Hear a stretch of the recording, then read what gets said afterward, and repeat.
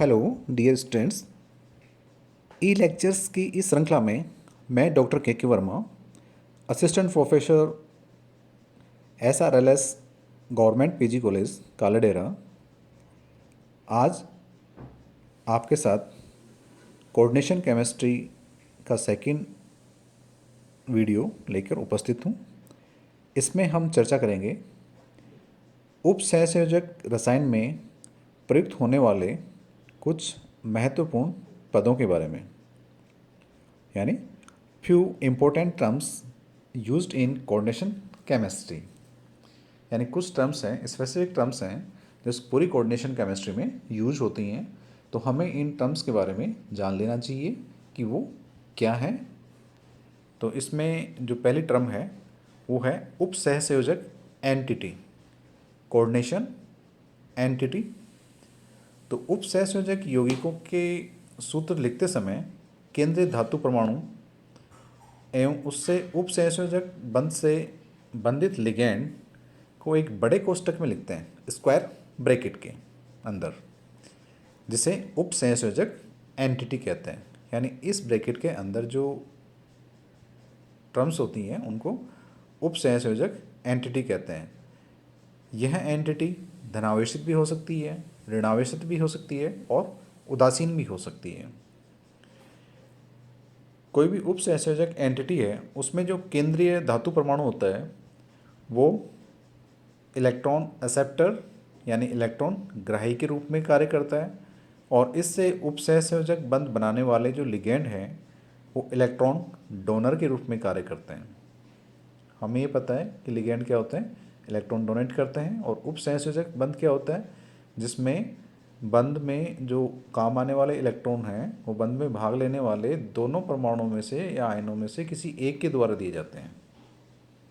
तो ऐसे बंध को क्या कहते हैं, उप सहसंयोजक बंध, और इसको एक तीर एरो के द्वारा दर्शाते हैं, और उस एरो दाता से ग्राही परमाणु की तरफ होता है। यानी उस एरो का मुंह दाता परमाणु से ग्राही परमाणु की तरफ होता है।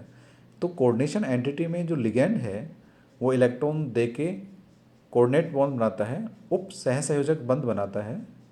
तो यहाँ पे लिगैंड डोनर होता है, डोनर के रूप में, दाता के रूप में होता है, और जो सेंट्रल मेटल एटम है, केंद्रीय धातु परमाणु है या धातु आयन है, वो एक्सेप्टर यानी ग्राही के रूप में होता है।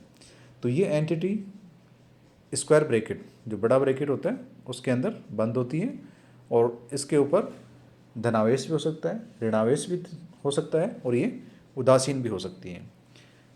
तो धनावेश का एग्जाम्पल क्या है, CO NH3 6 3+, hexa amine cobalt ion. और ऋणायनिक जो होती है उसका एग्जाम्पल PtCl 2- यानी टेट्राक्लोरो प्लेटिनेट आयन। और उदासीन FeCO12, कार्बोनिल लिगैंड है यहाँ पे 12, और वो आयरन से जुड़े हुए हैं और इसके ऊपर कोई आवेश नहीं है। तो ये 3 प्रकार की उप सहसंयोजक एंटिटी हो गई, धनायनिक, ऋणायनिक और उदासीन।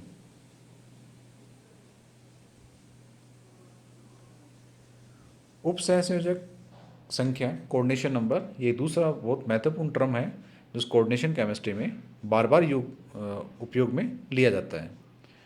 इसको इंग्लिश में कोऑर्डिनेशन नंबर कहते हैं और शॉर्ट में इसको CN के रूप में लिखते हैं।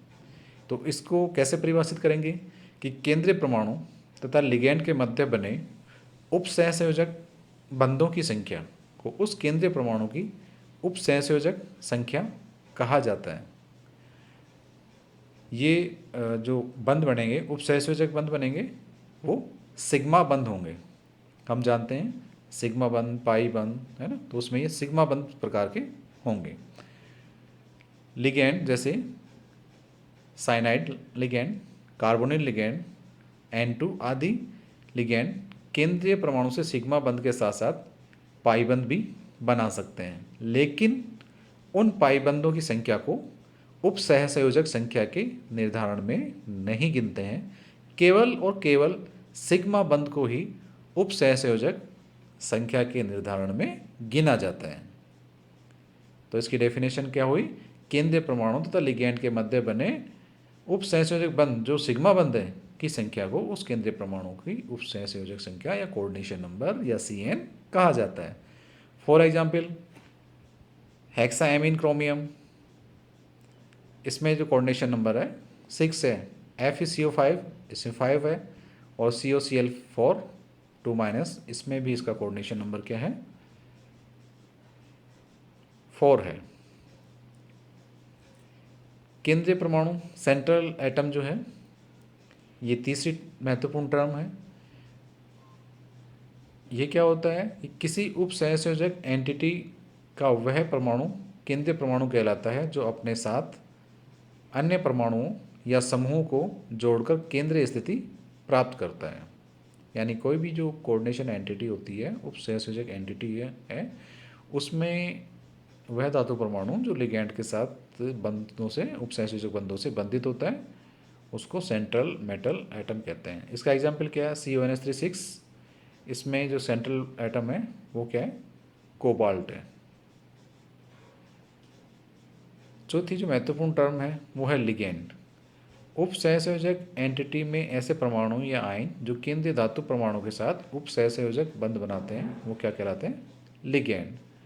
अब लिगैंड को कई प्रकार से विभाजित किया जा सकता है, इनके कई प्रकार हो सकते हैं।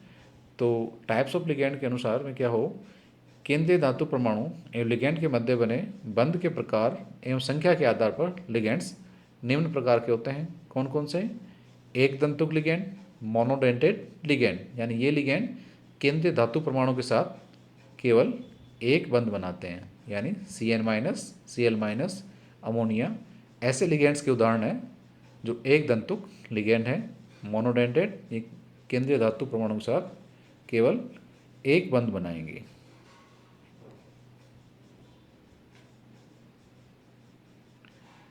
द्विदंतुक लिगैंड, डाइडेंटेड या बाइडेंटेड लिगैंड, केंद्रीय धातु परमाणु के साथ दो बंध बनाने वाले लिगैंड्स को बाइडेंटेड या डाइडेंटेड लिगैंड कहा जाता है। इनके उदाहरण हैं एथिलीन डाइएमीन यानी NH2CH2CH2NH2। इसमें जो सिरे पर दोनों NH2 ग्रुप है, एमीन ग्रुप है, ये बंध बनाने के लिए अपने जो लोन पेयर हैं एकांकी इलेक्ट्रॉन युग्म है इनको डोनेट करते हैं, दान करते हैं। दूसरा एग्जाम्पल इसका ले सकते हैं हम एसिटाइल एसीटोनेट। इसमें क्या है? CH3CO CS double bond CO- CH3 acetyl acetonate. तो इसमें कार्बोनिल ग्रुप का CO का ऑक्सीजन और ऋणावेशित ऑक्सीजन ये दोनों केंद्रीय धातु परमाणु के साथ बंध बना सकते हैं। तो दो सिग्मा बंध बनेंगे, उपसहसंयोजक बंध बनेंगे। तो ये क्या कहलाएंगे? डाइडेंटेड या बाइडेंटेड लिगैंड। इसी क्रम में अगर कोई लिगैंड तीन बंध बना रहा है तो उसको ट्राइडेंटेड या त्रिदंतुक लिगैंड कहते हैं। और अगर कोई लिगैंड चार बंध बना रहा है तो उसको चतुर्दंतक या टेट्राडेंटेड लिगैंड कहते हैं। और इसी प्रकार कोई 6 लिगैंड बना रहा है तो उसको हेक्साडेंटेड या षटदंतुक लिगैंड कहते हैं। हेक्साडेंटेड लिगैंड का एक बहुत ही सामान्य जो एग्जाम्पल है वो है EDTA, ethylene diamine tetra acetic acid. इसकी संरचना में आप देखें तो इसमें एथिलीन के दो सिरों पर दो एमीन ग्रुप जुड़े हुए हैं और इस एमीन ग्रुप में जो दोनों जो हाइड्रोजन परमाणु हैं वो एसिटाइल ग्रुप CH3COO से प्रतिस्थापित हो गए हैं।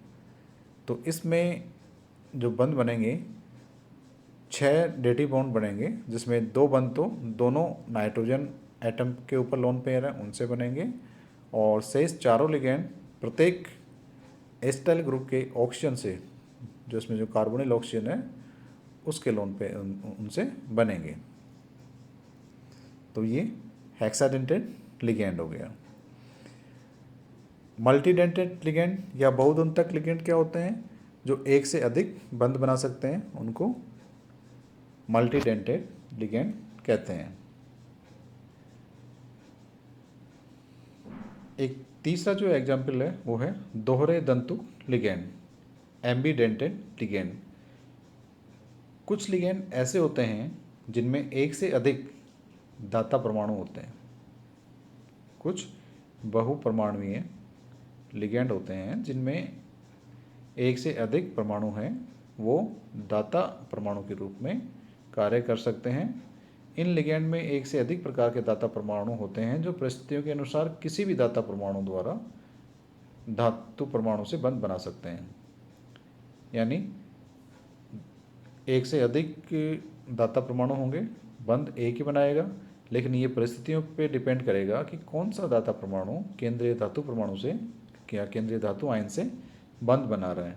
इसका एग्जाम्पल देखें, SCN माइनस थायोसाइनेटो आयन। अब इसमें दो प्रकार के दाता परमाणु हैं, एक सल्फर और दूसरा नाइट्रोजन। अगर केंद्रीय धातु परमाणु से नाइट्रोजन बंध बना रहा है तो उसको क्या बोलेंगे, आइसोथायोसाइनेटो कॉम्प्लेक्स, आइसोथायोसाइनेटो संकुल बोलेंगे उसको। और यदि सल्फर केंद्रीय धातु परमाणु से बंध बना रहा है तो उसको बोलेंगे थायोसाइनेटो, इसको बोलेंगे थायोसाइनेटो संकुल। तो इनको लिखेंगे भी इसी क्रम में। अगर नाइट्रोजन बंध बना रहा है तो नाइट्रोजन को पहले लिखा जाएगा, यानी MnCS और संकुल हो गया आइसोथायोसाइनेटो संकुल। और अगर सल्फर सल्फर द्वारा बंध बनाया जा रहा है तो सल्फर को पहले लिखा जाएगा और इसका नाम होगा थायोसाइनेटो संकुल। इसी प्रकार का दूसरा एग्जाम्पल है NO2। इसमें भी दो प्रकार के दाता परमाणु हैं, नाइट्रोजन और ऑक्सीजन। इसमें अगर केंद्रीय धातु परमाणु से नाइट्रोजन बंध बना रहा है तो उसको नाइट्रो कॉम्प्लेक्स बोलेंगे, और अगर केंद्रीय धातु परमाणु से ऑक्सीजन बंध बना रहा है तो इसको नाइट्राइटो संकुल बोलेंगे, MONO। डी है लिगेंड का प्रकार, ये है सेतु लिगेंड या ब्रिजिंग लिगेंड। ये लिगेंड एक से अधिक केंद्रीय परमाणु से जुड़े रहते हैं।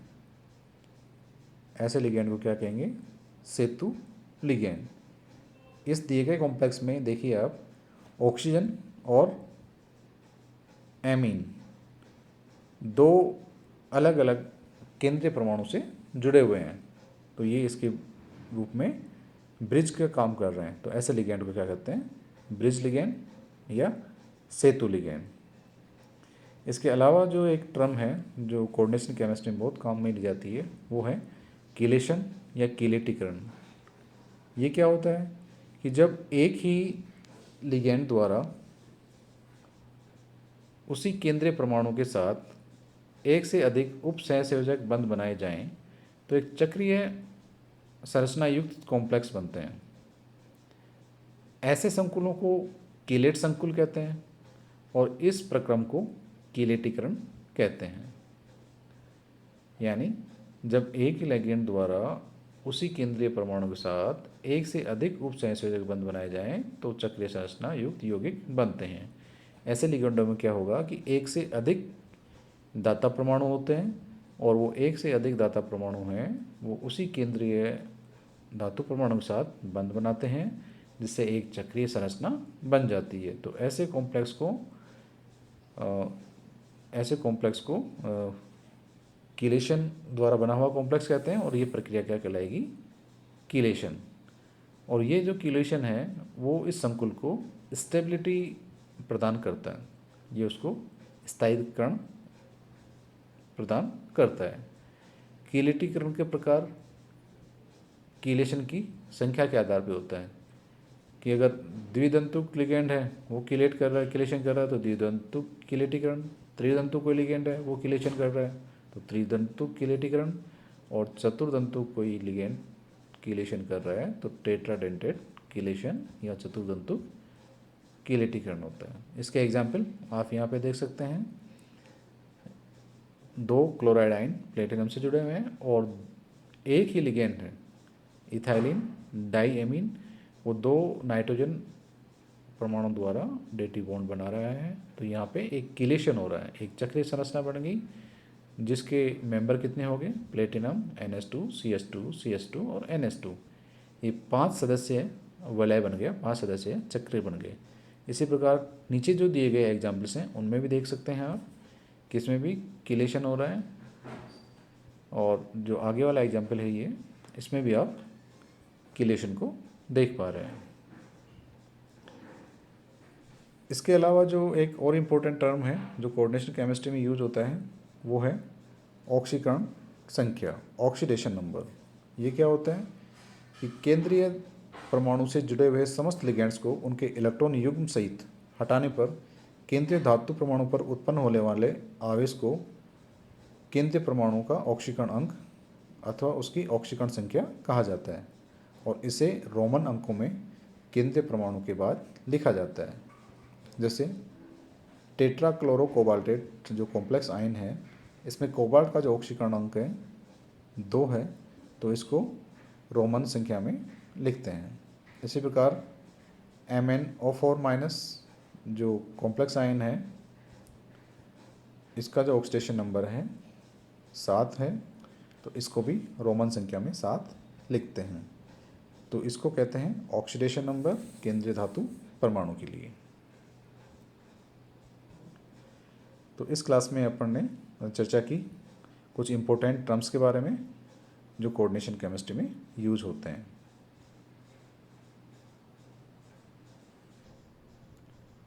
आप सभी स्टूडेंट्स के लिए सूचना है कि मेरे इस YouTube चैनल को आप सब्सक्राइब करें और लाइक करें, ताकि जब भी मैं कंटेंट का ये कोई वीडियो बनाकर इस चैनल पर डालूं तो आपको इन्फॉर्मेशन प्राप्त हो जाए। तो इसके लिए आप सब्सक्राइब जो बटन है उसको दबाएं और इस चैनल को सब्सक्राइब करें।